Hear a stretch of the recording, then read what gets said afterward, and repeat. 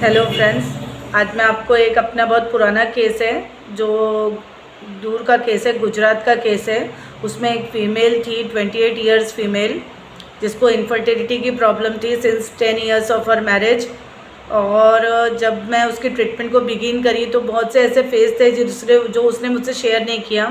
और इसमें एक और प्रॉब्लम थी कि हस्बैंड्स के रिपोर्ट तो नॉर्मल थे, सिवाय एक सिंपल स्पर्म काउंट जो कम थे, मोटिलिटी कम थी उनकी, बाकी तो नॉर्मल था। लेकिन वो हस्बैंड की एज ज़्यादा थी regarding in comparison to female. तो फिर मैंने कुछ और प्रोसीजर्स के बाद, शायद उनको कुछ और था तो मैंने यूएसजी बोला था, लेकिन उन्होंने एमआरआई किया। और जब एमआरआई इन्वेस्टिगेशन हुआ तो उसमें एक रेयर सिंड्रोम, एक रेयर डिजीज़ के बारे में पता चला जिसे हम एशरमैन सिंड्रोम बोलते हैं। और ये जो सिंड्रोम होता है इसको यूटेराइन सिनेकी भी कहा जाता है।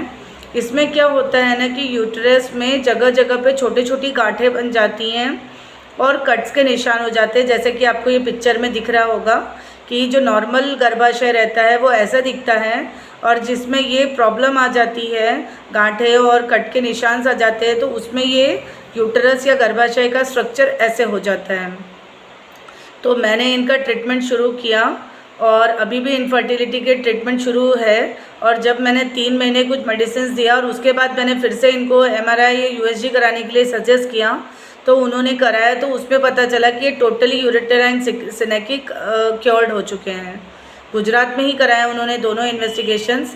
अगर आप इंटरेस्टेड है कि होम्योपैथी ने कैसे ये मिरेकल क्रिएट किया तो ज़रूर मेरे वीडियो को लाइक, शेयर एंड सब्सक्राइब करिए। और उसमें मैं आगे बिफ़ोर और आफ्टर के इन्वेस्टिगेशंस भी आपसे शेयर करूंगी।